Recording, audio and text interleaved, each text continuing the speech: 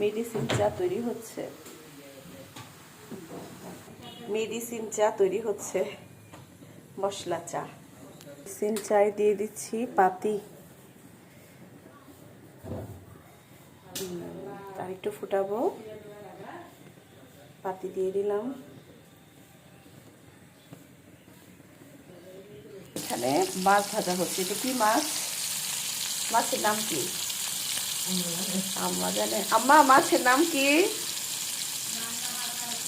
বাংলা পুঁটি মাছ, বাংলা আর পুঁটি মাছ ভাজা হচ্ছে। আর এখানে হচ্ছে মশলা চা।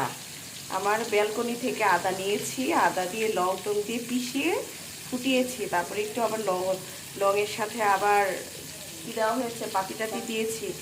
একটু পরে আবার ঢেলে পরিবেশন করব সবার জন্য। এটা কি দিয়ে রান্না করা হবে?